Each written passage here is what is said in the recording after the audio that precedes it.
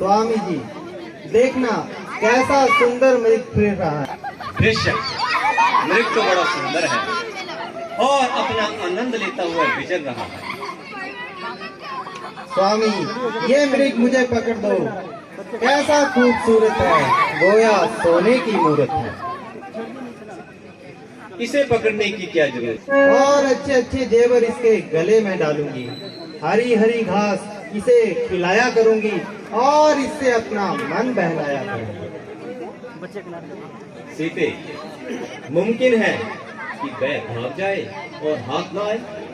प्राणनाथ, हाथ ना आएगा तो भागकर कहाँ जाएगा?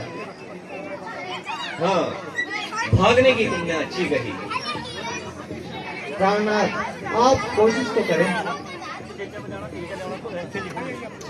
बहुत अच्छा, मैं जाता हूँ। लक्ष्मण, तुम यहाँ पर सावधान रहना और अच्छी तरह से खबरदार रहना। जो आज्ञा भ्राता श्री।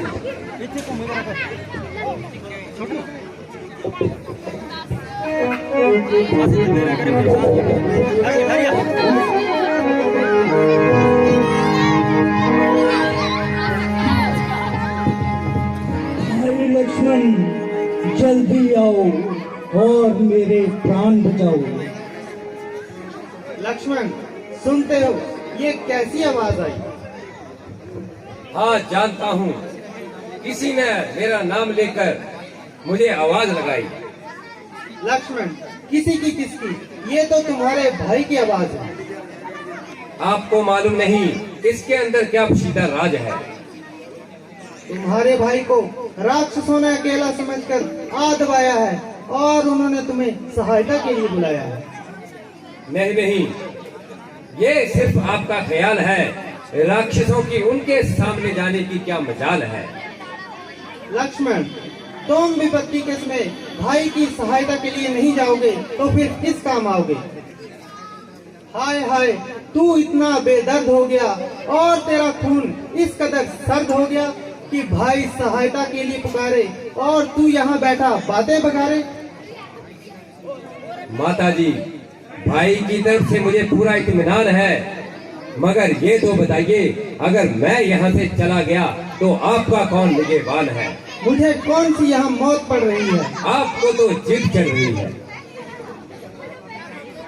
तू अभी जाके भाई की मदद कर, मौत मुझे तो यहाँ कोई खाती नहीं। तू अभी जाके भाई की मदद कर, मौत मुझे तो यहाँ कोई खाती नहीं।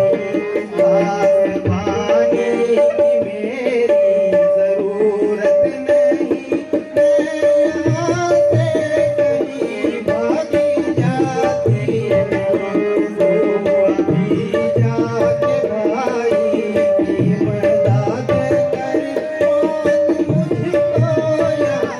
मौत मुझको यहाँ कोई खाती नहीं। तुम व्यर्थ ही बहाना बना रहे हो और बेफायदा ही मुझे इधर उधर की बातें सुना रहे हो। मैं तुम्हारे मतलब को खूब जान गई हूँ और बड़ी देर से तुम्हारी इन आंखों को पहचान गई हूँ। तुम धोखा देकर भाई को मरवाना चाहते हो और मुझे खुद उड़ाना चाहते हो। अब मालूम हुआ कि तुम्हारा साथ आने का क्या कारण था। मगर याद रखो, तुम मेरी तरफ आंख भी नहीं उठा पाओगे। जीवन है तो श्री राम के साथ, अन्यथा जान पर खेल जाना मेरे लिए मामूली सी बात है। जहाँ तुम्हारी तबीयत चाहे चले जाओ और मुझे अपनी शक्ल न दिखाओ। दुनिया मतलब की यार है, मुसीबत के वक्त कौन किसका मददगार है। मेरी माता तुम्हें आज क्या हो गया, किसकी समझी ये बातें सुनाती हूँ।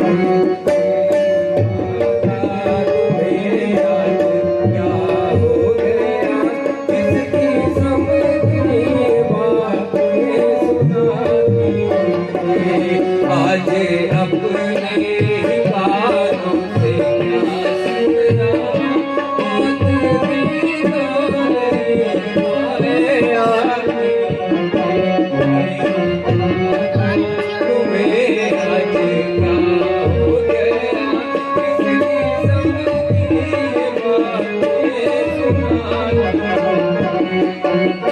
माता जी, आप ये किस किस्म की बातें सुना रही हैं और कैसे बेहयात इल्जाम मेरे जिम्मे लगा रही हैं? क्या मेरी वफादारी का यही सिला मिलना था? साथ लाकर यही गुल खिलाने थे और ऐसे ही बेहयात इल्जाम मेरे जिम्मे लगाने थे। घर से चलते वक्त माता ने मुझे पुत्रों की तरह तुझे संभाला था, ना कि ऐसे ताने देने के लिए घर से निकाला था। अच्छा देवी, किसी पर क्या गिला है? ये सब मेरी ही प्राप्त का दोष है। मुसीबत के दिन आए तो तुमने भी डंक चलाए। भाई लक्ष्मण, जल्दी आओ और मेरी जान बचाओ। प्राणनाथ, आप किसे बुला रहे हैं और खामखाई इस कदर चिल्ला रहे हैं? यहाँ आपका कौन गमख्वार है जिसे आप भाई समझ रहे हैं? वह पूरा मतलबी यार है। आप अपनी किस्मत से जियो या मरो, मगर इस भाई से मदद की कोई उम्मीद ना करो। मैं और जान आपकी किस प्रकार सहायता कर सकती हूँ और किस तरह तलवार पकड़कर शत्रुओं से लड़ सकती हूँ। देवी, ये तुम्हारा कसूर नहीं। आज होनी कुछ ना कुछ गुल खिलाएगी और हम पर ना जाने कौन सी नई मुसीबत आएगी। जब आपकी जुबान से ऐसे बुरे ख्यालात का इजहार हो रहा है तो जरूरी है कि हमारे लिए कोई नया बखेड़ा तैयार हो रहा है। जो पवित्र आत्मा 13 वर्ष तक लक्ष्मण के प्रति साफ रही, उसने हरगिज़ ऐसी बातें अपनी मर्जी से नहीं कही। ये सब कुछ होनी करवा रही है और आपके मुंह पर चढ़कर ऐसी बातें मुझे सुना रही है। बहुत अच्छा, मैं जाता हूँ और इस साजिश का पता लगाता हूँ। मगर माता जी,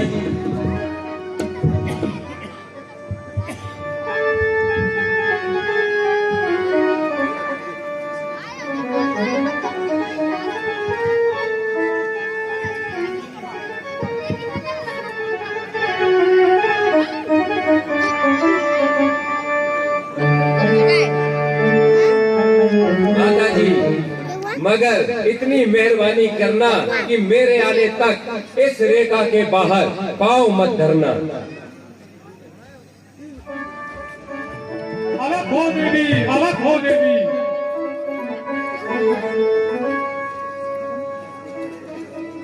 योगीराज, आप कौन हैं और कहां से पधारे हैं? सुंदरी, मैं तुम्हारी इस बात का जवाब क्या दूं? तुम्हारे तो सवाल ही दुनिया से निराले हैं। योगीराज, आखिर आपका कोई नाम, कोई रहने का मुकाम? फकीरों का क्या नाम, फकीरों का क्या मुकाम? जहाँ रात पड़ गई वहीं पर विश्राम। तो फिर यहाँ किस लिए दर्शन दी? भिक्षा के लिए, और किस लिए?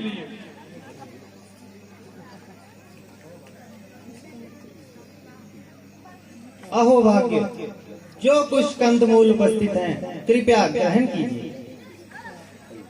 नहीं नहीं, मैं बंधी हुई भिक्षा नहीं ले सकता। लेकिन मैं इस रेखा से बाहर नहीं निकल सकती। तो ठीक है, फिर हम भी भिक्षा नहीं लेंगे। अब मैं क्या करूं? अगर मैं रेखा से बाहर निकलती हूँ तो देवर जी की आज्ञा का उल्लंघन होगा, और अगर भिक्षा नहीं देती तो गृहस्थ धर्म पर कलंक लगेगा। इसलिए मुझे रेखा से बाहर निकलकर भिक्षा दे देनी चाहिए और अधर्म करने से बचना चाहिए। लीजिए महाराज, भिक्षा लीजिए। भिक्षा तो मैं बाद में लूंगा, पहले अपना नाम और पता दीजिए। भगवान, मेरा नाम सीता है मैं श्री रामचंद्र जी की पत्नी और महाराज जनक की दुलारी हूँ। पिताजी की आज्ञा से मेरे स्वामी 14 वर्षों के लिए वनों में आए हैं और उनकी सेवा के लिए मैं भी उनके साथ पधारी हूँ। इस वन के तमाम ऋषि मुनियों की हम पर मेहरबानी है। बस यही हमारी संक्षिप्त राम कहानी है। सुंदरी, तुम्हारी वार्ता बेशक दुनिया से निराली है, किंतु मन को मोह लेने वाली है। तुम तो इस लायक थी कि किसी राजा महाराजा के महल को आबाद करती, ना कि इस कदर जंगलों में भटकती हुई अपनी जिंदगी और जवानी यूं बर्बाद करती। महात्मन, आपकी जवान को ये शब्द शोभा नहीं देते। मैं बूढ़ी हूँ या जवान हूँ, मगर आपके लिए पुत्री के समान हूँ। ऐसी बातें करना आपके लिए शर्म है और मुझे तो आपके साधु होने में भी भ्रम है। तुमने मुझे पहचानने में कमाल किया और अपनी चतुराई से मेरा भेद निकाल लिया। ना मैं साधु हूँ, ना सन्यासी, बल्कि महाराज रावण लंका निवासी हूँ। मेहरबानी करके तस्वीर ले जाइए।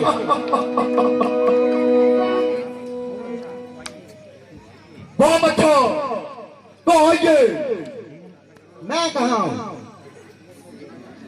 तो मैं तुम्हें छोड़कर कहाँ जाऊँ? जहन्नुम में। हाँ, हम मालूम हुआ तेरी केवल शक्ल ही शक्ल है, बल्कि तू आला दर्जे की बेअक्ल है। अरे नादान, जरा सोच तो ही, 14 साल का तो केवल बहाना है। भला उस राम का तो इन्हीं जंगलों में ठिकाना है। एक रोज किसी तरह भटक भटक कर मर जाएगा और तुझे भी गांड बनाकर छोड़ जाएगा। यदि तू मेरे साथ चलेगी तो रावण की पटरानी कहलाएगी और सारी लंका तेरे कदमों में अपनी आंखें बिछाएगी। अरे ओ नफ्स के कुत्ते, ये क्या बकवास करता है। अरे ओ नफ्स के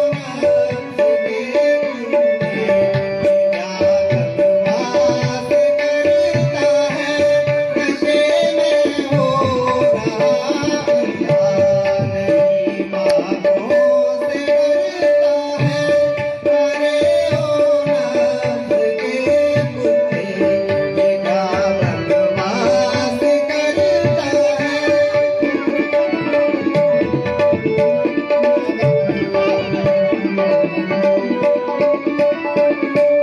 लगाऊं आग लंका को, झुलस दूं मुँह तेरा जालिम। लगाऊं आग लंका को, झुलस दूं मुँह तेरा जालिम। न मरने को जगह पाई, यहाँ करके मरता है। रे ओ नफ्स के कुत्ते, ये क्या बकवास करता है।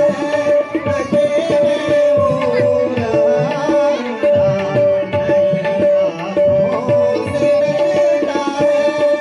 आग लगे तेरी लंका को और चूल्हे पे पड़े तू। ओ नफ्स के भूखे, ये क्या बकवास कर रहा है और खामखाई मेरे गले पड़ रहा है। ओ पापी मूर्ख, तूने मुझे क्या समझा है जो खामखाई मेरे साथ उलझा है। उस राज को नष्ट होने में क्या कलाम है, जिसका मालिक तेरे जैसा पति और विषयों का गुलाम है। राजा होकर ऐसा कर्म डूब मर बेशरम। हम पूछो बेबो, मट्टी पर हड़िया और इतनी तुम करो। तेरी जुबान बहुत निकल रही है, जो कैंची की फांदी चल रही है। आखिर तू जंगल में रहने वाली वैसी है, इसलिए तेरी तमीज भी ऐसी है। जो मुंह में आया सो पट दिया, जो हाथ में आया सो पट दिया। तू क्या जाने कि एक राजा के साथ किस तरह काम करना चाहिए और किस तरह उसको शाम करना चाहिए। ताजुब है कि आप एक जांगलू बहशी और बदतमीज औरत के साथ कलाम कर रहे हैं। मैं तुझे अपने साथ ले जाऊंगा और बहशी से इंसान बनाऊंगा। चला जा, क्यों खोपड़ी गुजरा रहा है?